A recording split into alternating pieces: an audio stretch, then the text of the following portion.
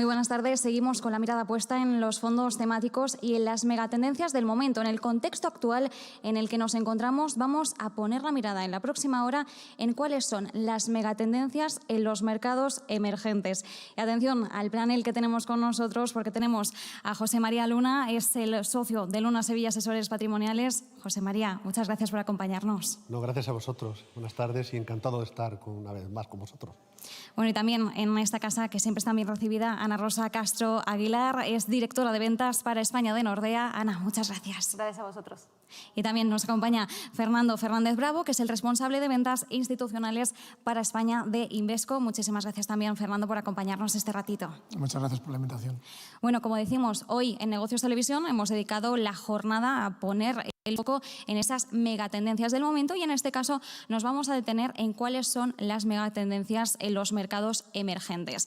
Vamos a ir por orden y poquito a poco. Primero, yo creo que lo más interesante para el espectador es desglosar el contexto o al menos plantear cuál sería una fotografía general del escenario que tenemos ahora mismo en los mercados emergentes, sobre todo en un momento en el que, bueno, sí que es cierto que estamos viendo cómo, aunque hay desigualdades todavía entre los países a nivel global, estamos viendo cómo después de ese impacto negativo de la crisis sanitaria estamos empezando a ver un poquito esa luz al final del túnel, cómo están avanzando pues esas distintas campañas de vacunación. Entonces, ¿cuál es el contexto en estos momentos en los mercados emergentes? ¿Qué diferencias quizás debamos desgranar entre unos y otros? Y ¿cuáles serían las megatendencias que observáis desde cada una de las gestoras, desde, desde la gestión patrimonial en este aspecto, ¿no? José María, si te parece, vamos a seguir el orden tal y como estáis con los. Cuéntanos, ¿cuál es el contexto ahora mismo que tenemos en este tipo de mercados?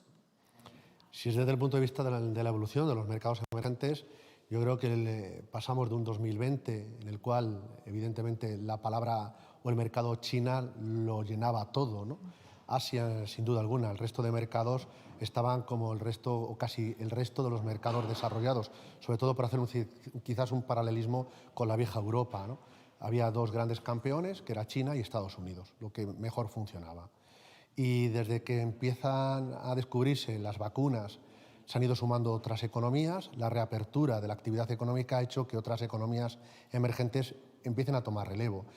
Con la evolución de las materias primas, con la evolución positiva, eso ha hecho que economías, o bien que venden a China, puesto que los datos comerciales, sobre todo de importación en China, son espectaculares, no solo lo que exporta, sino todo lo que importa ha beneficiado a la Europa, pero también ha beneficiado a países asiáticos y, por supuesto, a Sudáfrica o Brasil. Pero también la propia evolución en el precio del petróleo, que le ha venido muy bien a Rusia o le puede venir muy bien a otros países de Latinoamérica. Eso desde el punto de vista de los mercados emergentes, es decir, ha habido un sumarse a la evolución, a la recuperación económica. Desde el punto de vista de la sostenibilidad de los factores ESG, pues claro, supongo que a lo largo de la tarde hablaremos de ello, ¿no? con mis compañeros, ¿no? No cabe la menor duda que es más fácil hablar en el primer mundo de los factores ESG, sobre todo porque el estómago normalmente le tenemos lleno. Pero allí el principal problema muchas veces es la nutrición. Entonces, cuando se tiene el estómago lleno, se puede filosofar todo lo que uno quiera.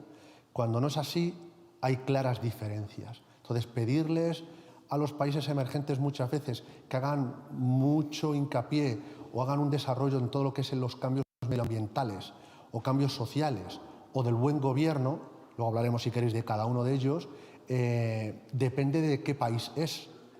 China, todo lo que es del campo a la ciudad, supone un esfuerzo de cambio energético tan tremendo que evidentemente tener una economía o un país con no tanta polución comparado con los países nórdicos, pues es una exigencia tremenda.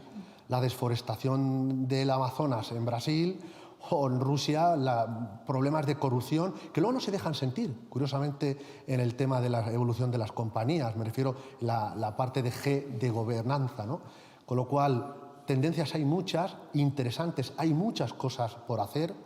A veces no se vende bien lo que están haciendo ellos, me refiero a los países emergentes en cuanto a las tendencias, megatendencias en cuanto a la sostenibilidad, pero hay dos mundos distintos dentro de lo que son los mercados emergentes y cedo la palabra a mis compañeros. Lo que ocurre en Asia y lo que ocurre fuera de Asia.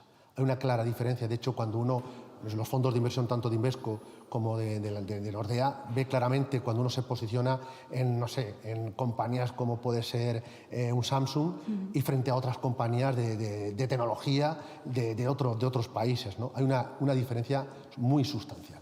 Desde luego, hay que prestar atención, ¿no?, a esas diferencias, porque al final sí que es cierto que metemos a los mercados emergentes dentro de un cómputo, pero al final es que hay mucha diferencia, mucha polaridad entre unos y otros cuando observamos, ¿no?, las diferencias entre los distintos países.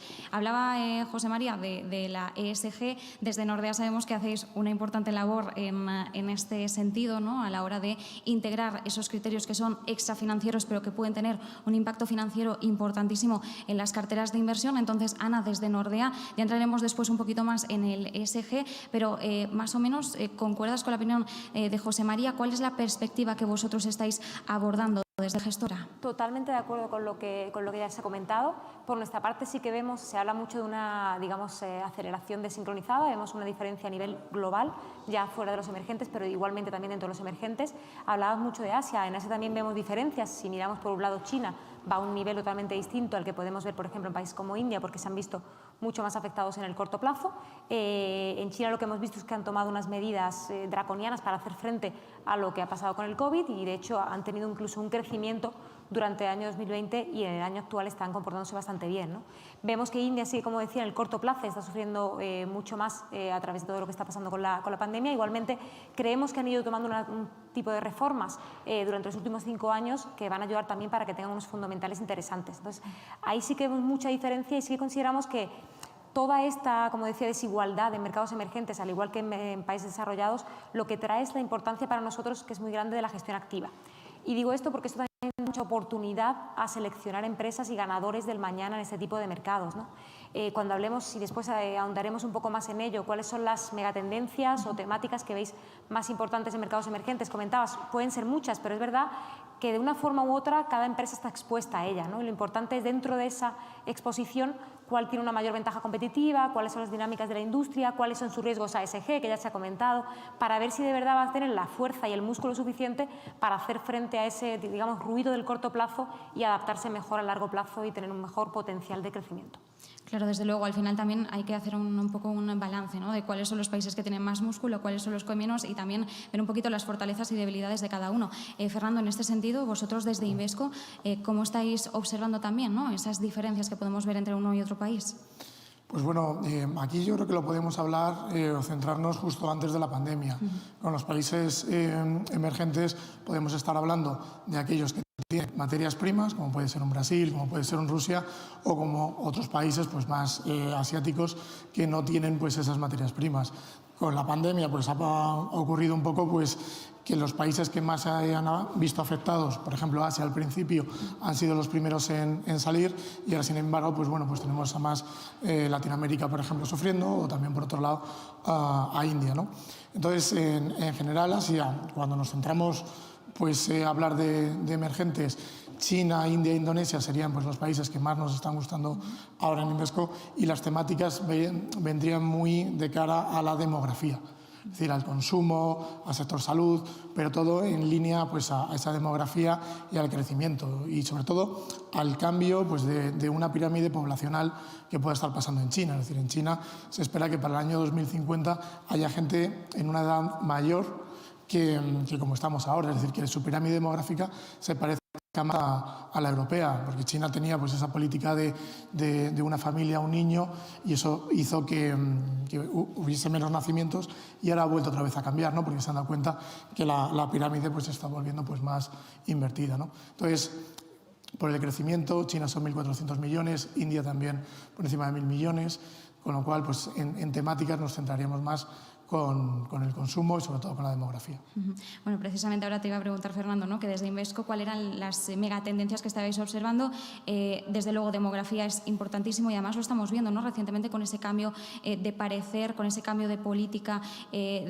Bueno, ahora en China, bien apuntabas, ¿no?, el gigante asiático ahora mismo ya estamos, no ha llegado todavía, pero sí que es cierto que empiezan a ver que la situación podría empezar a asemejarse más a la del viejo continente, que al final hablábamos de Europa como un continente que está muy envejecido, y claro, ahora parece que China ya está cambiando a esa pronatalidad, que es como lo que nos sorprende, porque es como hasta qué punto después de tantos años esto se puede empezar a revertir. Entonces, demografía, población, consumo, son algunas de las megatendencias. ¿Qué otras cosas observáis? Salud, que al final también tiene que ver un poco pues, con una población pues, más envejecida. Es decir, en China, pues hasta hace muy poquito, hasta el año 2018, no tenía una agencia del medicamento, como puede ser pues, la FDA en Estados Unidos o la Agencia Europea del Medicamento. La crearon en el 2018, con lo cual toda la industria farmacéutica, toda la industria pues, también médica, se está empezando a crear en China. Es decir, no tienen tampoco una salud privada. Con lo cual, pues a medida que hay pues, más ricos, a medida que también pues, la renta real disponible es mayor, pues van alocando más inversiones pues, a lo que pueda ser su salud, a un seguro de salud, ¿no? Entonces, todo esto yo creo que está cambiando, y una de las cosas que estamos apostando en Invesco ya desde hace años es el sector salud, el China Healthcare, en el que nos estamos centrando pues, un poco en ese envejecimiento de la población y todo lo que tiene que estar ocurriendo, gracias también pues, a una regulación que no había en China, ¿no? Es decir, es muy curioso que a fecha de hoy, por ejemplo, en China, cuando tienen un tratamiento, cuando están enfermos, el 60% de los tratamientos son médicos, perdón, más que médicos, son tratamientos médicos, pero son químicos, son de plantas. Es decir, eso en una economía desarrollada como puede ser Europa o Estados Unidos no llega a ser al 8%. Es decir, es que tienen que desarrollar toda la economía farmacéutica y todo el sector farmacéutico, ¿no? Con lo cual es uno de los aspectos en los que ahora nos estamos centrando. Y además también vemos, ¿no?, en el contexto en el que estamos de plena crisis sanitaria, a China desde luego no le gusta tener que depender de otras potencias rivales, ¿no? Entonces también ahí vemos un claro desarrollo futuro de algo por lo que pueda resultar una fuerte apuesta de cara a bueno, ¿no?, el futuro del gigante asiático. Ana, desde Nordea, vosotros, ¿cuáles son las megatendencias que estáis observando? No sé si únicamente Asia, otras regiones, otros países, pero dentro de los emergentes, ¿cuáles dirías que son las más destacadas para la gestora? Serían los países, sí que vemos más potencial ahora mismo en la parte de Asia. No es que no veamos en el resto de países, sino que tenemos mayor oportunidad ahí. Sí que también vemos oportunidades en Latinoamérica y de forma más exponencial, pero es verdad que siendo algo más selectivos, ¿no? En Asia creemos que a nivel global podemos encontrar más oportunidades. Hablando de tendencias o megatendencias en particular, bien hablado ya del tema de sanidad. Nosotros en sanidad vemos la aplicación de nuevas tecnologías al sistema sanitario. Creemos que ahí hay una evolución bastante importante y un potencial importante para llegar a zonas más digamos, fuera de la ciudad principal, en zonas asiáticas, por ejemplo, son tan grandes, donde tienen o necesitan un servicio sanitario a través de distintas aplicaciones móviles, por ejemplo, ¿no? Luego también vemos un potencial importante en el tema de servicios financieros. Por poner un ejemplo, en India, ¿no? Independientemente de lo que esté pasando en el corto plazo, creemos que en el largo plazo hay que mirar toda la foto, y somos conscientes de que más de un 50% de la población tiene una edad inferior a 30 años. Son más de 1.000 millones de habitantes, y además, si miramos el número actual de tarjetas de crédito en activas en India, está en torno a los 58 millones. Mirando los últimos datos en España, estábamos en torno a los 40, ¿no? Por lo tanto, ahí creemos que hay un potencial importante con esa clase media, digamos, en crecimiento, y con una población pues, tan joven que también está demandando este tipo de servicios. Por lo tanto, es otro tipo de temática en la que creemos, otro tipo de crecimiento que es estructural a largo plazo. Y luego, por así decirlo, muy importante también la sostenibilidad. Creemos que el tema de energías alternativas, ahí hay bastante potencial en mercados emergentes, vehículos eléctricos, todo lo que esté relacionado con la eficiencia energética. Creemos que es un potencial importante, sobre todo porque vamos por regulación mucho más encaminados a eso, y porque queremos una sociedad con muchas menores emisiones de carbono. Por lo tanto, creemos que ahí también es un potencial importante y una tendencia que va a seguir estando ahí. Desde luego, y al final cuando hablamos de este tipo de tendencias también vemos como cada vez cuanto más se asientan y más se demuestra, ¿no?, que son tendencias que son rentables, que al final también es algo que le importa mucho al inversor, vemos cómo poco a poco van calando, incluso ya no solo en la filosofía de cada una de las gestoras, sino también incluso en lo que luego demanda el propio cliente, ¿no?, el propio inversor. José María, por reunir un poquito los puntos que han abordado Ana desde Nordea o Fernando desde Invesco, ¿cuáles son las megatendencias clave para ti? Pues coincido plenamente con Fernando y con Ana, ¿no? En la parte de salud no cabe la menor duda. El envejecimiento de la población, hay países que tienen, quizás no ahora a corto plazo, pero lo tendrán un problema a futuro, pero también la necesidad de invertir o gastar más en bienestar, lo que nosotros nos cuidamos, ¿no? El cuidado personal, pues eso va en aumento en muy en aumento también en otras zonas emergentes del mundo, ¿no? Y es llamativo, incluso en África, ¿no? No cabe la menor duda que la parte de disrupción tecnológica es súper importante, sino que se lo digan al señor Trump cómo las tuvo con los chinos, ¿no? Y que continúa esa guerra ahora mismo encubierta o no tan encubierta a nivel de quién va a mantener la jerarquía a nivel tecnológica de cara a futuro. Evidentemente, la robótica, la ciberseguridad, los vehículos eléctricos, etcétera, es algo muy importante. Como bien apuntáis, si uno viera el mundo con una lupa, vería que la enorme concentración donde se dan los seres humanos, donde viven los seres humanos, precisamente es en una zona aparentemente pequeña, ¿no? En la Tierra, ¿no? Después del agua, ¿no? Que es en Asia, ¿no? Y claro, que haya mucha gente joven y además viviendo en un mismo sitio, pues se dan muchas tendencias, muchas cosas que aprender. ¿Cuántas ciudades hay en Asia superiores a más de 1 millón de personas? Yo creo que en Europa y en Estados Unidos no llegamos ni al 10%, sumando ambos continentes, de lo que hay en Europa y el norte, en este caso tanto Estados Unidos como Canadá, si lo comparamos con lo que hay, por ejemplo, en Asia.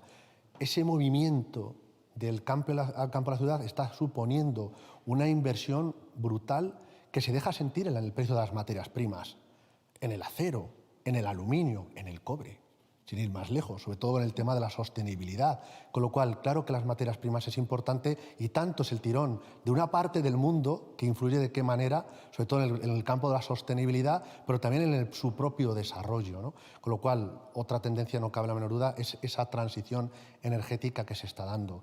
Y vuelvo a uno de los principales objetivos de desarrollo sostenible, que es la erradicación de la pobreza.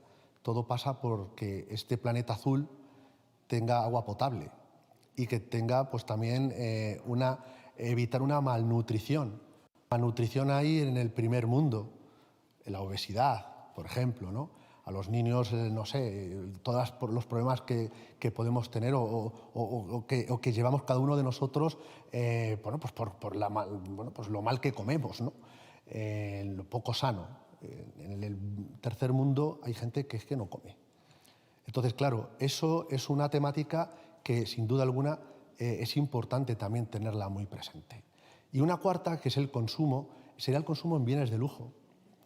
Que no nos olvidemos, es esa polaridad, porque se da en el tercer mundo, ocurre en el primer mundo, evidentemente, pero hay todavía mucho más. Hay una enorme separación dentro de unos países ricos frente a unos países pobres. Luego veremos qué riesgos conlleva el tema de ESG, porque lleva riesgos. Pero claro, los países más potentes atraen más dinero y los países más pobres necesitan dinero, pero si no cumplen criterios ESG se quedan fuera de determinados índices, ¿no? Eso si queréis luego lo comentamos. Pero es que dentro de un mismo país que cumple criterios ESG de sostenibilidad, resulta que conviven en una misma ciudad, en la megaciudad como puede ser México, Distrito Federal, gente riquísima con gente muy pobre, ¿no? Entonces, esa gente riquísima que se puede dar ahí, o que se puede dar en Oriente Medio, o que puede estar en Asia, o puede estar en África, o en cualquier otra parte del mundo, resulta que demanda productos, bienes de lujo. Y eso es una megatendencia que no solo influye a marcas que están implementadas allí, sino también en marcas, y en eso Europa puede jugar un papel muy importante. Igual que Europa juega un papel muy relevante a nivel de sostenibilidad, sobre todo los países nórdicos, que han ido sumándose además otros países, otras economías, pero también en lo que es la oferta de productos que son demandados por el resto, porque ahí sí que se demanda producto de calidad. Y entonces eso es una temática que a nosotros nos gusta en estos momentos, sobre todo en la reapertura de la actividad económica. Nos gusta, si me permitís la expresión, jugar, ¿no? Sí, de hecho, en medio de esa reapertura económica, papel crucial el ritmo de vacunación, ¿no? Habíamos tocado como una de las megatendencias también esa pata de la salud, que al final sabemos que va a ser fundamental después del mazazo que hemos recibido en todo el mundo. Es algo que indudablemente va a estar ahí y ya prácticamente parece que se va a quedar hasta que al menos podamos llegar a olvidar lo que hemos vivido, que esto va a ser muy difícil, no creo que lo hagamos nunca. Ana, por ejemplo, ¿cómo puede influir en los países emergentes este distinto ritmo de vacunación? Bueno, pues digamos que en colección lo que he dicho anteriormente, es verdad que hemos visto que la situación es distinta en los países emergentes y dentro de los emergentes hay desigualdades, ¿no? Podemos ver como en el corto plazo sí que hay más ruido en los países emergentes, países como Latinoamérica, bueno, zonas como Latinoamérica o India se están viendo más afectadas ahora mismo, pero es verdad que creemos o lo vemos como una forma más cortoplacista, en el sentido de que creemos que en cuanto esto pase la situación también va a volver a una más normalidad, en el sentido de que el COVID sí que nos ha traído algo para quedarse, que va a ser a lo mejor nuevas tecnologías, estar pues más teletrabajo que teníamos antes, y esto va a llevar a cabo una demanda de nuevos servicios digitales, ¿no? Por así decirlo. Y eso va a seguir ahí y van a ser una potencia importante en los países emergentes. Pero por otro lado, creemos que ya había empresas que se han visto ahora afectadas porque no han tenido tanta demanda, pero que tenían unos modelos de negocio bastante interesantes y que creemos que van a seguir siendo líderes en cuanto todo esto pase, ¿no? Parece que los países desarrollados, pues después de verano vamos a estar bastante avanzados con el tema de la vacuna. En los países emergentes tendremos que ver esto más de cara al año que viene, ¿no? Pero igualmente creemos que hay empresas, pues antes hablábamos del tema de la sanidad, de cómo se aplica las nuevas tecnologías al tema de sanidad, ¿no?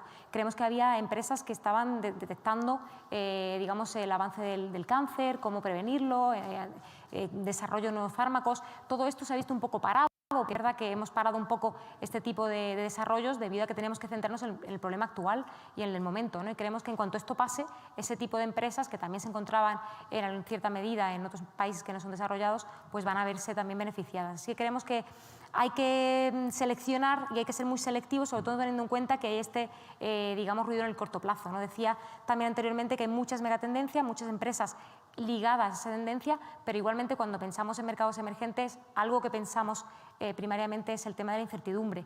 Y estar expuesto a este tipo de crecimiento estructural yo creo que también ayuda a tener una menor incertidumbre y a tener un potencial de crecimiento mayor.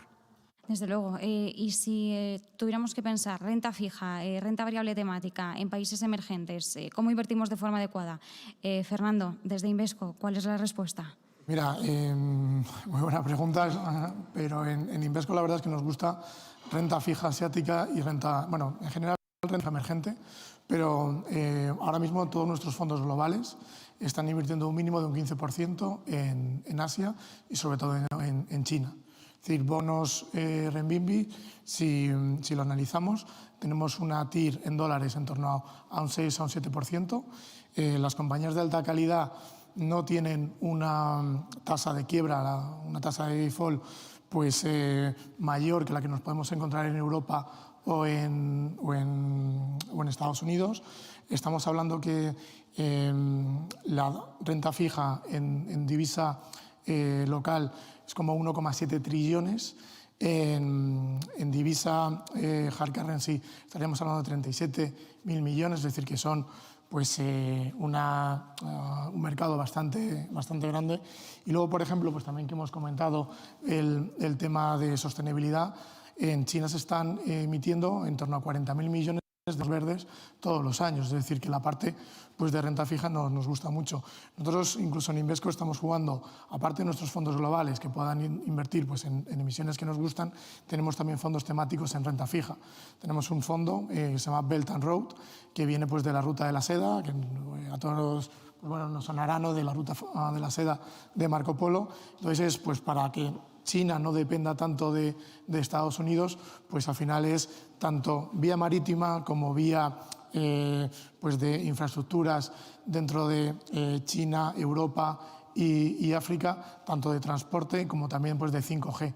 Y entonces estamos pues, comprando muchas emisiones de empresas que están emitiendo para financiar pues, desde un puerto, desde un aeropuerto o desde lo que es un desarrollo de redes de 5G. Es decir, que yo creo que ahora mismo el inversor en Asia, por ejemplo, puede irse tanto a renta fija como a renta variable y hace fondos temáticos en ambos lados. Muy interesante. Además, el de la ruta de la seda es cuanto menos curioso, ¿no? José María, a ver, desde Luna Sevilla Asesores Patrimoniales, renta fija, renta variable, las dos, porque a veces no tenemos por qué elegir si diversificamos la cartera. Sí, pero como siempre digo, cocina de fusión, no de confusión, ¿de acuerdo? Es decir, no tener de todo un poco porque a lo mejor nos sienta mal, ¿no? Mezclar cosas que no se deben de mezclar no sale bien. Si es desde el punto de vista de mercado sin meter la variable de sostenibilidad, la parte de renta fija en general está cara. todos los mercados de renta fija están caros. Alguien dirá, ¿y la bolsa no está cara? Pues depende. O sea, gangas no hay, pero hay oportunidades todavía que se pueden explotar. En la parte de renta fija coincido con Fernando, es decir, en los mercados emergentes hay que distinguir divisa fuerte, local currency. No todo el mundo puede emitir en su divisa y tiene que acudir a emitir en dólares. Eso tiene también su efecto, a lo mejor no muy positivo, sobre todo si los tipos suben en Estados Unidos o si el dólar se aprecia. Todo eso hay que tenerlo muy presente. Y el local currency, la parte de la deuda china, no cabe la menor duda que ofrece rentabilidades muy interesantes en estos instantes. Obviamente no es apta para todo tipo de inversor, máxime nuestro ahorrador o el inversor español, que peca por tener fondos de deuda europea, sobre todo española o gubernamental, a largo plazo, y se olvida de que tensiones inflacionistas pueden suponer que la renta fija no es tan fija. Si ya le metemos la variable de sostenibilidad, la parte de renta fija está muy bien desde el punto de vista de impacto. Como bien apunta Fernando, no cabe la menor duda que quien emite un bono sostenible busca un impacto positivo, un impacto medioambiental, un impacto social, normalmente. Con lo cual, fantástico para quien lo emite. ¿Por qué? Pues porque emite con un tipo de interés más bajo que si no fuera sostenible. Pero desde el lado del que lo compra, del lado que la persona que nos está viendo ahora mismo o que nos puede ver dentro de unas horas o dentro de unos días, a lo mejor ya no es tan rentable el meterle la variable de sostenibilidad desde el punto de vista de rentabilidad. ¿Por qué? Pues porque va a comprar algo que tiene una rentabilidad normalmente más baja que si no es sostenible. Es curioso. ¿Y entonces por qué recomendarle un bono deuda con esos criterios de ESG, sobre todo de sociales muchas veces, también medioambientales? Sobre todo porque buscas un impacto positivo, algo que realmente sabes que tu dinero tiene un impacto para construir un hospital, para lo de la ruta de la seda, para beneficiar a países de Europa del Este o de África, por poner un ejemplo, ¿de acuerdo? Con lo cual, esa es la parte positiva. Pero si tuviera que contraponer ahora mismo la renta fija a la renta variable, yo creo que ya lo he dicho al principio, la renta fija, insisto, en su conjunto no la veo barata, yo sería muy prudente ahí y lo haría de mano o en la mano o con la mano de buenos gestores en gestión activa, porque ahí sí que es importante seleccionar adecuadamente por países y por emisiones. Y la parte de renta variable en estos momentos, con esas tendencias que hablábamos anteriormente y alguna más, no cabe una duda que todavía hay oportunidades, ya sea invirtiendo en mercados emergentes o quizás nosotros ahora mismo para este 2021 tácticamente. Cuando digo tácticamente hay que tener muy en cuenta tanto la estrategia como la táctica. Es decir, esto en deporte se entiende perfectamente. La estrategia, ¿qué es? Ganar. Pero a veces la táctica significa que hay que jugar a la defensa, porque vamos ganando 1-0 y a ver si nos van a empatar. Entonces, la táctica que pide ahora, reducir la exposición a mercados emergentes en su conjunto, quizás a lo mejor con menos criterios ESG, sobre todo por la parte de energía, donde no es muy verde, ¿de acuerdo? Lo que contamos a un chascarrillo, viendo cómo China, con el tema del Bitcoin dice que los mineros no pueden o los va a prohibir porque gastan mucho, ¿no? Es decir, que pueden contaminar mucho el medio ambiente. Es curioso, China con todo lo que contamina le prohíbe el tema de los mineros. Pero a lo que voy es que quizás en la parte emergente, tácticamente en estos momentos le damos menos peso en favor de la renta variable europea. Antes he dicho la temática de lujo, hay muchas compañías europeas, el lujo, que se benefician no solo del consumo de Europa o del consumo de Estados Unidos, sino del consumo que procede de los países emergentes. Una forma de jugarlo, no cabe la menor duda, que sean en ese tipo de empresas o en el consumo de otro tipo de productos. Con lo cual, sí mercados emergentes, pero de forma indirecta. Veo más oportunidades hoy por hoy en bolsa que la parte de bonos. Y si le metemos criterios sostenibles, por concluir, no cabe la menor duda que desde nuestro humilde punto de vista, más en la parte de equity que la parte de bonos. Pues con esa enseñanza de estrategia y táctica nos quedamos. Vamos a hacer una breve pausa publicitaria y enseguida volvemos con más megatendencias en mercados emergentes.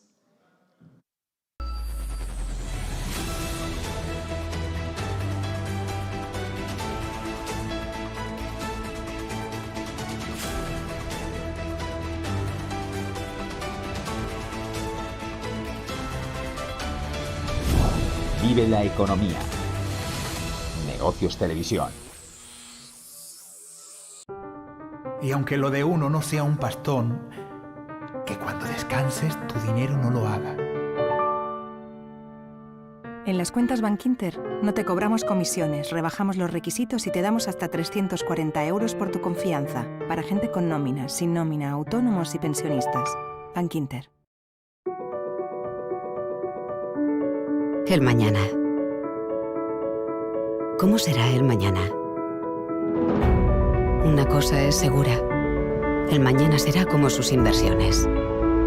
Porque cada euro invertido ejerce una influencia sobre el futuro. Porque sus elecciones configuran el mundo.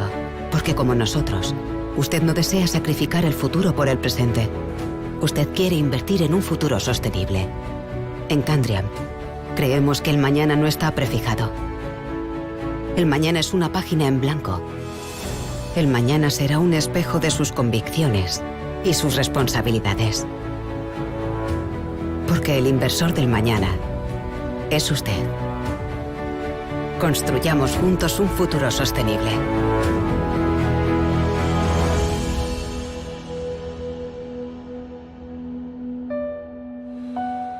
Candriam.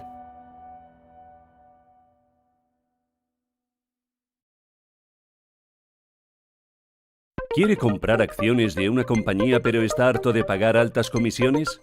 ¿Ve oportunidades en determinados sectores? Con CMC Markets podrá operar en CFDs de acciones de todo el mundo y también puede operar en índices, materias primas, divisas, criptos o renta fija sin pagar altas comisiones.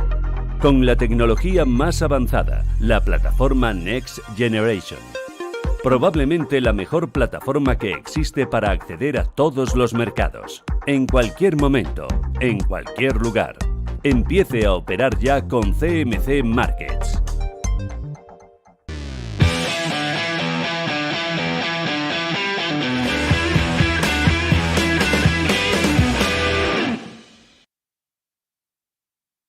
Seguimos en Negocios Televisión con la mirada puesta en los fondos temáticos, en las megatendencias y mientras tanto estamos hablando de las megatendencias en mercados emergentes. Nos habíamos quedado hablando de la renta fija, la renta variable, el eterno debate de si apostamos más por uno, más por otro, por los o cómo combinamos esto. Habían respondido Fernando desde Invesco y José María Luna desde Luna Sevilla Asesores Patrimoniales y me había quedado con ganas de saber cuál era la visión de Nordea. Así que Ana, cuéntanos, a ver, ¿hay debate dentro de la gestora entre una y otra o la apuesta es por ambas? Voy a repetir mucho lo que han comentado ellos ya, pero sí que es verdad que nuestra apuesta es por ambas, ¿no? Vemos oportunidades tanto en renta fija emergente como en renta variable emergente, pero si me preguntas un poco cuáles serían las claves para encontrar una oportunidad en ambas, por nuestra parte vendría más desde el enfoque bottom-up. Creemos que es muy importante tener una noción, un conocimiento muy importante de la parte macroeconómica, de cómo esto funciona en el país, pero independientemente de esto, creemos que es muy importante también conocer cuál es toda la dinámica que rodea a esa empresa para saber si de verdad hay potencial o no, ¿no? Por otro lado, hablábamos antes del tema de ASG, ¿no? Pues, por nuestra parte, si miramos los últimos estudios de Sustainalytics, vemos que en los mercados emergentes hay un 14% más de riesgos ASG no gestionados que si comparamos con los países desarrollados, ¿no?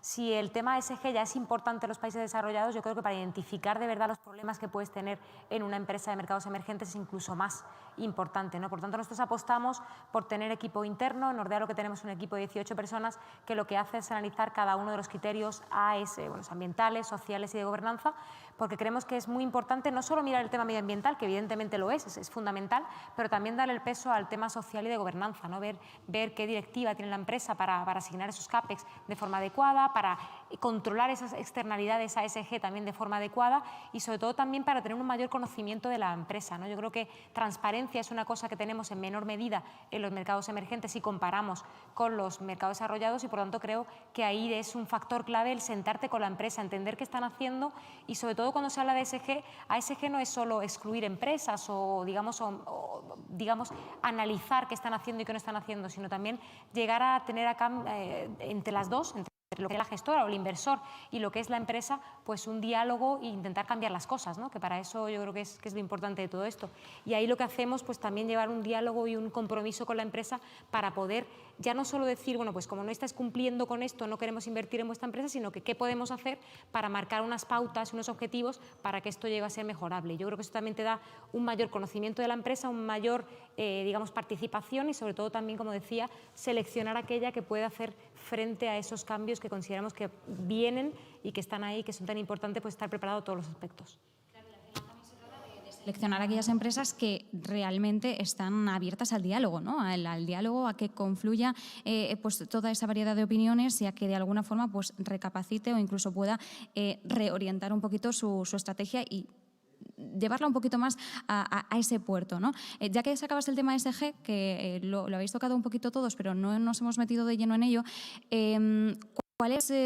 Claro, porque hablamos de tres letras, ¿no? Al final hablamos de la parte medioambiental, de la parte social, de la parte de gobernanza y a veces parece que lo englobamos todo muy en la perspectiva verde, ¿no? Y descuidamos a veces las otras dos patas que son tan fundamentales.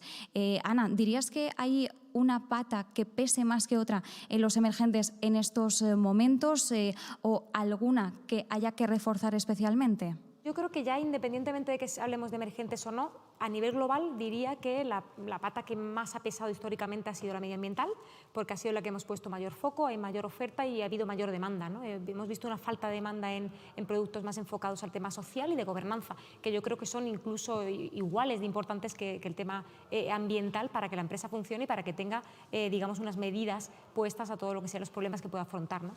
En países emergentes, hablábamos antes del tema de contaminación, evidentemente yo creo que aquí lo que hay que fijarse es en qué tipo de sectores estamos hablando, ¿no?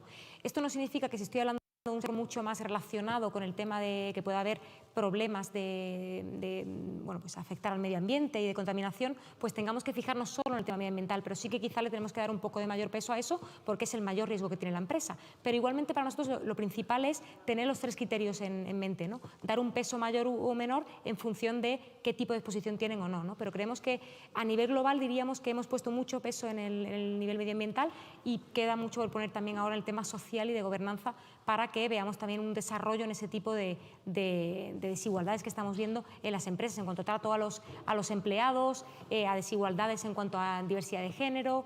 Son cosas que también creemos que en los países emergentes hay una necesidad importante y creemos que ese tipo de temáticas tienen que verse bastante analizadas.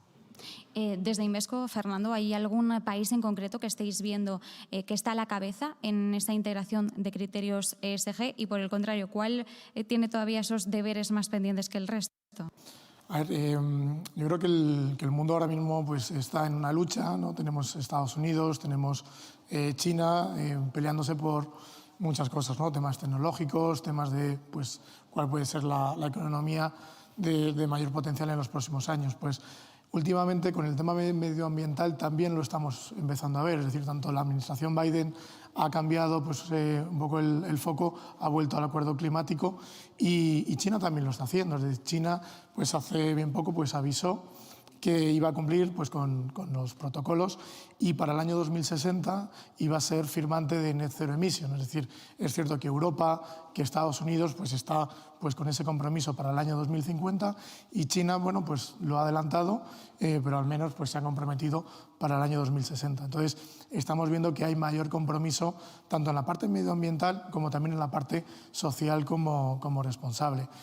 Posiblemente, bueno, pues los países latinoamericanos estén un poquito por detrás y sean pues, los que a futuro pues, tengan que ir ajustándose, ¿no?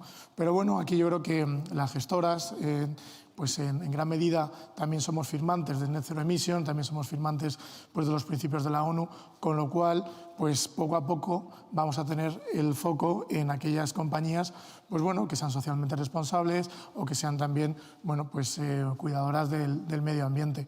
Entonces, esos focos del dinero se van a ir eligiendo en aquellos países, en aquellas áreas y en aquellos sectores pues, que cumplan con estos requisitos, ¿no? Con lo cual, yo creo que el mundo ya va pues, en un barco con una tendencia y que bueno, pues habrá que ir recolocándolo poco a poco, pero yo creo que ya está en esa tendencia en el medio y largo plazo. José María, ¿está concienciado el inversor con este tipo de criterios? Sobre todo porque pues cuando hablamos a veces de mercados emergentes, yo creo que a lo mejor estamos más pendientes de otros aspectos que puedan vivir cada uno de esos países, ¿no? Pues a lo mejor pensamos más en conflictos políticos o incluso en cuál es la situación económica o la proyección a futuro y quizás descuidamos más, que creo que no ocurre tanto con los países desarrollados, esos criterios que, queramos o no, van a estar cada vez más presentes porque van a ser fundamentales para al final construir un poco el mundo del futuro, ¿no? Lo estamos viendo que cómo todo el lastre de la crisis climática que estamos viviendo va a tener muchísima repercusión en muchos sectores. Al final hablamos de una problemática que sí es ambiental, pero que se traduce, pues igual que ha pasado con la crisis sanitaria, se traduce a nivel económico. Entonces, desde el lado inversor, ¿vosotros cómo estáis percibiendo esto? Con mucho interés, con muchísimo interés. Mirad, desde el lado del inversor, no cabe la menor duda que hay también grandes diferencias. El inversor asiático cada vez está más concienciado en invertir en empresas realmente sostenibles, que al menos uno de esos criterios, sea de buen gobierno, social o medioambiental, lo cumplan y salgan bien en la foto. Y no en greenwashing, no en hacer que un barniz verde y que lo parezca, sino que realmente lo sea. Evidentemente, si le preguntáramos a otro inversor internacional que viva en el mundo emergente, en África o Latinoamérica, probablemente le dé menos importancia. En el caso de Europa, y sobre todo en el caso español, cada vez hay más activismo. Y va muy relacionado con lo que comentaba Ana. Yo creo que la labor que hacen los equipos de gestión de cada una de las gestoras, hoy tenemos aquí 2, pero a lo largo de todo el plantel y lo que queda luego al final de como conclusión, son casas que están haciendo una labor impresionante. Dense en cuenta que el dinero de ustedes, de los inversores, está en manos de gente. Cuando ustedes invierten en cualquiera de las compañías de cualquier parte del mundo, son los gestores los que están tomando las decisiones. Y el diálogo, como bien comentaba Ana, de los equipos de gestión con el gobierno de las compañías, quizás sea la principal clave. Nosotros, al menos, es la que más importancia le damos. Si no hay la G de buen gobierno, quiere actuar, poco se puede hacer en la parte de sostenibilidad en cuanto a medioambiental y en la parte social, más allá de la regulación, que no es poco. Pero tiene que querer las propias compañías implementar precisamente todo esto y no a base de o te aporto dinero o te excluyo de un índice, sino tiene que realmente moverle. Con lo cual, el activismo accionarial, ese engagement que se produce por parte de las gestoras, también existe ese activismo por parte del inversor que cada vez demanda más. Aparte, se ha dado cuenta, y sobre todo lo ha visto, por ejemplo, el pasado ejercicio, cómo los índices de los MSCI Emerging Markets sostenibles han obtenido mejor rentabilidad que los índices que no incluyen compañías ESG, con lo cual ya hay una notable diferencia. Que eso se da también en el primer mundo, con lo cual ya no es eso de, oiga, si usted invierte con criterios sostenibles, va a tener muy buen impacto, va a quedar usted muy bien, el ecopostureo, a lo mejor no está el ecopostureo. No, realmente es que tiene premio. Y tiene premio asumiendo menos riesgo y a la vez también tiene un impacto sobre su cartera, tiene mejor rentabilidad. Con lo cual, nosotros sí le damos mucha importancia a la parte de gobierno, por supuesto a las otras 2, no cabe la menor duda, y desde el punto de vista del inversor cada vez se demanda más producto, sobre todo si son personas más jóvenes, porque además se sienten identificados. Y eso es clave. Lo que vosotros estáis haciendo en el día de hoy es muy importante, porque lo ve mucha gente joven. Y son gente que hoy a lo mejor no gestiona su patrimonio, pero no lo van a hacer. O van a tomar las decisiones del patrimonio familiar. Y cada vez ellos demandan más productos en los cuales se sienten identificados en el primer mundo, pero también en el mundo emergente. Con lo cual, en la globalización, que no se ha destruido como consecuencia de las guerras entre Estados Unidos y China, o provocadas también las tensiones que ha habido por la pandemia, por la COVID-19, la globalización hace sin duda alguna que la gente del primer mundo sea más activa en cuanto a que sus decisiones tengan impacto positivo. Ya sea en el mundo de los mercados de deuda, como decía anteriormente, que quizás sea, que no es poco, algo positivo, sino también desde el punto de vista de la rentabilidad. Y cada vez se demanda y cada vez nos piden más a los asesores financieros que le expliques si el fondo que has elegido sigue criterios de sostenibilidad o no. O qué están haciendo las gestoras para que cambie el buen gobierno, porque a veces no es fácil. Ponte una compañía rusa en que sea transparente o una compañía china donde a lo mejor no sigue unos criterios contables al uso como se pueden seguir aquí y que se excluyen. O una compañía de Oriente Medio donde eso de la igualdad de género, y no digo de hombre y mujer, sino en general en todo, no existe. Y así podríamos ir uno a uno de cada uno de los países. Por eso, meter a todos en un mismo saco es difícil, porque cada país tiene sus propias singularidades, su propia cultura, que a nosotros muchas veces nos es tan ajena. Y una forma que puede hacer un asesor financiero, al final, para poder asesorar a un inversor es decirle, mira, el equipo de gestión de Invesco o la gente de Invesco tiene equipos de analistas y gestores que están en China, que están en India, que están en Latinoamérica, que están en África, y ellos conocen perfectamente lo que son las compañías. No digamos en el caso de una compañía como Nordea, que en los países nórdicos, si alguien habla de sostenibilidad, esta gente lo tiene ya metido en el ADN, ¿no? Con lo cual es que también para nosotros es muy importante que en el ADN de las gestoras confluya o fluya, que es toda una palabra muy de la gente joven, que fluya precisamente con el interés de los inversores. La labor que estáis haciendo desde Negocios Televisión de verdad es importantísima, porque aúna información, formación e ideas de asesoramiento. Y esto es clave para que realmente sean palancas de ese activismo que es lo que tratamos un poco de contar hoy aquí, ¿no? Bueno, y al final con expertos como vosotros, quiero decir que aquí es algo mutuo, ¿no? Nosotros solo somos el altavoz, pero vosotros sois los que habláis de este tema y los que sois expertos y los que estáis viviendo el día a día y también haciendo esa lucha, ¿no?, constante en cada una de vuestras labores profesionales, que también es a lo que queremos darle pues foco y centrar ahí la atención, sobre todo para que todo el mundo pueda ver cuáles son las distintas causas por las que se apuesta también detrás de todo ese proceso, ¿no?, a la hora de seleccionar distintas compañías o distintos activos. Mencionaba José, claro, pues países como Rusia, ¿no? Y es cierto que nos hemos detenido bastante en Asia, pero claro, por ejemplo, ¿qué pasa con países como Rusia o por ejemplo, por poner todo un continente, qué pasa con Latinoamérica? Ana, desde Nordea. Pues se ha hablado un poco de a qué tienen mayor exposición ese tipo de países, ¿no? Tienen mayor exposición en materia primas, commodities, de materiales.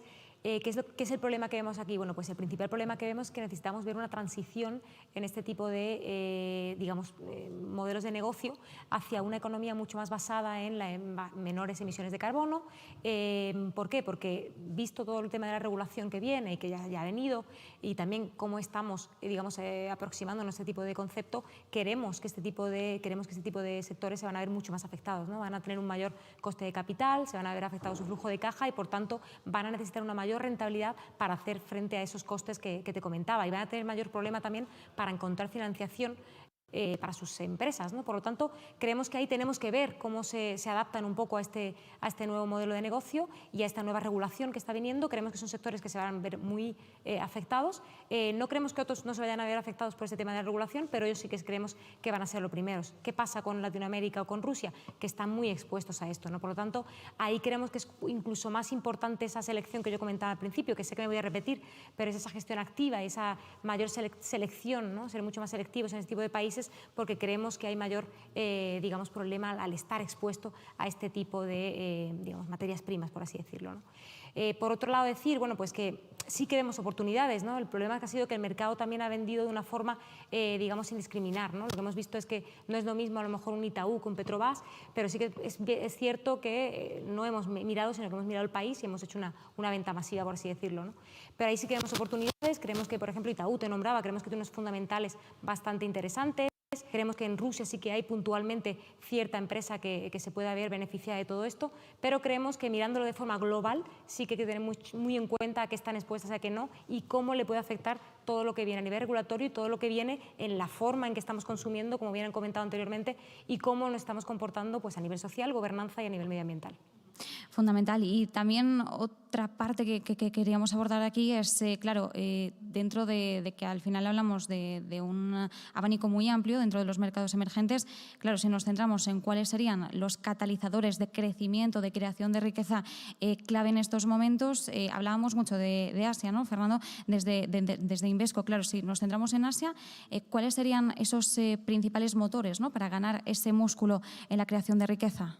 Que mire, si por ejemplo vemos los datos del Fondo Monetario Internacional para a partir del año 2024, China, India e Indonesia van a crecer por encima del 6%, de hecho una media del 7% cogiendo los tres países, mientras que si vemos las economías más occidentales, pues Europa, Japón, Estados Unidos, va a ser crecimientos más en torno al 1,5%. ¿De dónde vienen un poco todos estos catalizadores? Pues lógicamente de la demografía, del crecimiento, también antes lo ha comentado pues, José, todo el tema de esa migración del campo a la ciudad. Lo hemos visto en China durante muchísimos años, ahora lo estamos empezando a ver también en India, que se empiezan a crear ciudades pues, más medianas, pero son ciudades medianas de 2-3 millones de habitantes, ¿no?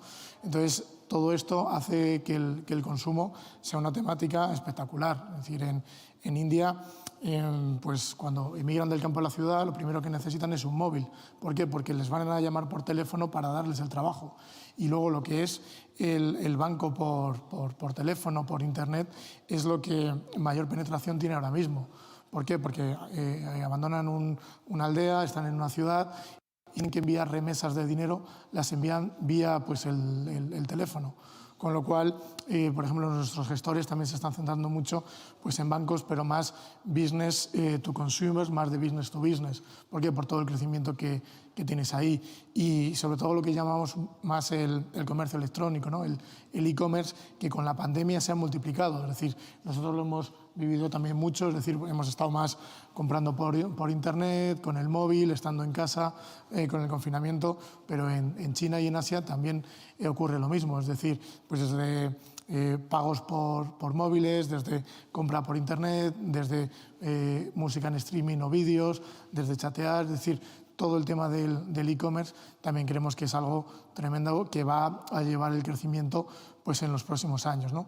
Y sobre todo si vemos las compañías de consumo en China, dependen del mercado chino del 95%. Es decir, ¿qué miedos podemos tener, ¿no? para invertir en Asia? Pues desde, por un lado, pues esas tensiones con Estados Unidos y luego también, pues, por otro lado, si van a ser capaces de tener crecimientos por encima del 5 o 6%, de generar un income, ¿no? unos ingresos para que puedan seguir consumiendo y que haya un crecimiento en el empleo, ¿no? Entonces, creemos que estas dos cosas se van a seguir viviendo en China en los próximos años y si hablamos del consumo y de las empresas de consumo, el 95% de las empresas chinas dependen del consumo propio de los hogares chinos, ¿no? Con lo cual solamente el 5% puede ser más dependiente de Estados Unidos, con lo cual es algo que nos da menos miedo a futuro. No hemos comentado cuál es la estrategia que estáis siguiendo desde las distintas gestoras. En el caso de Invesco, Fernando, la estrategia que seguís cuando ponéis el foco en los mercados emergentes es una estrategia bottom-up, top-down. ¿Cómo lo enfocáis? Nosotros en Invesco estamos gestionando la friolera de 120.000 millones en Asia, con oficinas pues tanto en India, en China, por centrarnos, tenemos 6 oficinas, Shanghái, Shenzhen, Beijing. Realmente estamos muy especializados y miramos un poco tanto top-down como bottom-up. Es cierto que ahora mismo donde más nos estamos centrando sería en las acciones SaaS, porque las acciones SaaS es el segundo mercado de bolsa a nivel mundial, es decir, primero es el americano, segundo sería el chino con las acciones SaaS y el tercero sería el Japón, pero que Japón solamente representa un 40% de China. Entonces, estamos, pues, una vez hecho pues, ese top-down, pues nos estamos centrando pues, en las acciones SaaS y, lógicamente, analizando bueno, pues, compañía por compañía, ¿no? Pero sí podemos decir que tenemos esa combinación de top-down, bottom-up, pero al final lo que más está pesando al final pues es el bottom-up. Y Ana, desde Nordea, ¿cuál es el enfoque que le estáis dando a la filosofía de gestión? Pues por nuestra parte somos especializados en lo que sería el enfoque bottom-up. Sí que creemos que bueno, pues tenemos tanto analistas que se dedican a una región en concreto y son muy conocedores de lo que está pasando en ese país o en esa zona y por lo tanto tienen un conocimiento macroeconómico bastante importante, pero creemos que es muy importante también conocer la empresa en detalle, analizar los fundamentales que tiene la empresa y también quitarte el ruido de corto plazo que te decía anteriormente. Por lo tanto, creemos que esa gestión bottom-up es muy importante, esa integración de criterios ASG que ya comentaba anteriormente y también sentarnos sobre todo, pues si hablamos de renta variable, en criterios o en tipo de factores sería más crecimiento a un precio razonable. Creemos que es muy importante también mirar las valoraciones que están teniendo las empresas, mirar la liquidez que tiene la empresa, saber cuánto me va a costar, digamos, salir de una posición en concreto. Creo que es un tema muy importante cuando estoy invirtiendo en renta variable, por ejemplo, y ahí creemos que es muy importante también mirar todo el conjunto de factores que puedan afectar a esa empresa y, por tanto, ese análisis bottom-up es algo que siempre hemos digamos, destacado en nuestra casa, ¿no? Dentro de eso tenemos un fondo que se llama Emerging Stars, que tiene ya 10 años de histórico. Hemos incorporado desde el inicio esos factores o criterios ASG y creemos que eso nos ha permitido tener una rentabilidad bastante interesante en el largo plazo, ya si lo miramos con el índice de referencia, con competidores, pues estando en un cuartil, en el primer cuartil, tanto a largo plazo como a corto plazo, ¿no? Integrando esos criterios para de verdad identificar, como decía, pues, empresas sobre todo de mediano, de gran capitalización, pero que pueden de verdad tener una ventaja competitiva para llevarse parte del pastel de ese crecimiento, esa estructura de crecimiento estructural que decíamos que es tan importante de cara a largo plazo, sobre todo los emergentes, donde creemos que eso quita mucha parte de incertidumbre que podemos tener en ese tipo de mercados. Y José María, desde el lado del asesoramiento patrimonial, a ver, ¿cuáles serían los criterios que tienes tú en tu lista a la hora de recomendar un fondo de inversión centrado en los emergentes? Sin duda alguna, lo primero que hacemos es mirar desde el punto de vista macroeconómico, top-down, sin duda alguna. Es decir, eso nos va a marcar qué situación nos estamos moviendo. No olvidemos que las dos piedras angulares, las dos más importantes, sobre las que va a pivotar los distintos mercados de capitales, están el crecimiento económico y también los tipos de interés. Y esto no es ajeno a los mercados emergentes, es decir, también tienen en cuenta cuál es el entorno de tipos de interés y cuál es el crecimiento económico, como bien apuntaban ellos, que se puede estar dando a nivel mundial, pero también a nivel de cada uno de las zonas geográficas. Luego miramos los flujos. Esto es muy importante, porque podemos ver una compañía en el mercado emergente que puede ser muy interesante, pero si en un momento determinado los flujos no están acompañando, quizás de forma táctica, lo que hacemos es no recomendarla. Y estamos dando, no significa que sea la variable más importante, sino que a lo mejor es barato, pero mañana a lo mejor es aún más barato. Cuidado con esas famosas trampas del value que también se dan en los mercados emergentes, no tampoco son ajenos a ello, con lo cual es importante tener muy presente cuáles son los flujos de capitales, ¿no? Y luego, en tercer lugar, no cabe la duda que ya vamos entrando cada una en las zonas del mundo, las singularidades que tienen, por ejemplo, como decía al principio, ¿no? Si China el año pasado fue uno de los mercados más potentes, que lo hizo genial, como los índices de bolsa norteamericana, sobre todo tuvo que ver mucho en la forma que controlaron la pandemia, este año, con un impulso de crédito menos potente, puesto que las autoridades monetarias, las autoridades gubernamentales chinas tratan de enfriar un poco el ímpetu que tienen en China, aún así es tremendo lo que están consumiendo y es tremendo lo que están demandando fuera. Lo que miramos precisamente es quién fabrica esos productos. Algunos salen de China y otros no salen de China. Entonces uno curiosamente se da cuenta que los mercados emergentes, los mercados frontera de China, por ejemplo un Vietnam, lo está haciendo infinitamente mejor que en el caso, por ejemplo, de China este año, incluso que las propias acciones A. El año pasado lo hicieron genial, pero este año Vietnam lo hace mucho mejor. Digo esto y podemos ir en cada caso. Y luego ya iríamos, por último, a las compañías.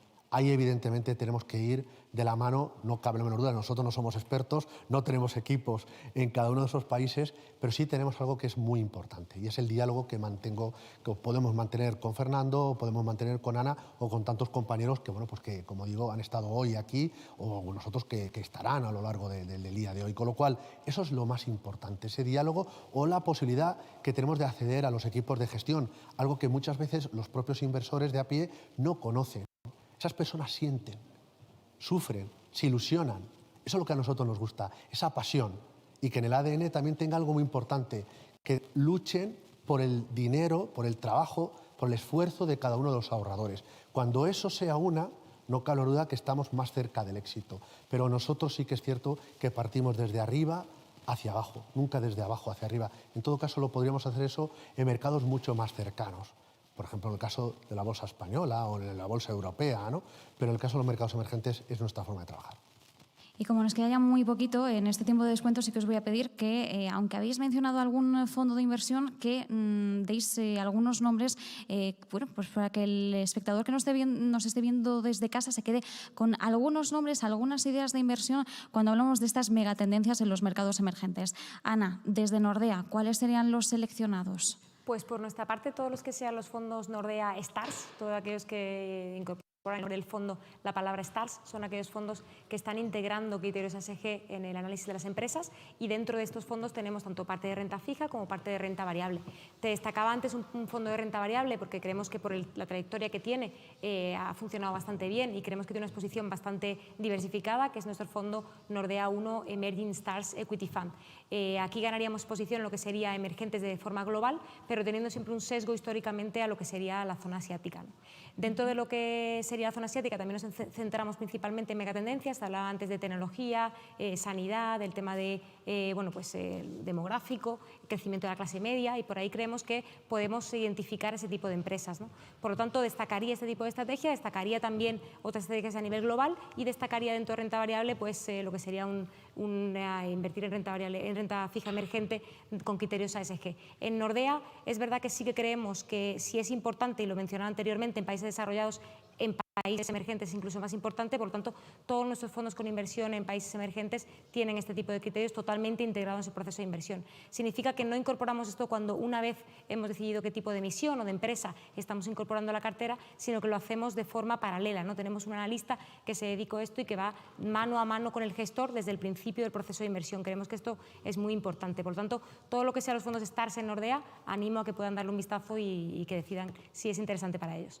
Nos quedamos con eso de Nordea y terminamos con Invesco. Fernando. Pues, como he comentado, en renta fija, la parte de la ruta de la seda, de Belt and Road, que es un fondo pues, que invierte en bonos principalmente asiáticos, aunque también tiene un poquito de países frontera en África, y con una TIR pues, bueno, pues del 6%. Y luego, si nos centramos también en fondos temáticos, pues la parte de consumo nos gusta, Invesco Global Consumer Trends, y si nos centramos más en la parte de Asia, pues Asia Consumer Demand y China Healthcare.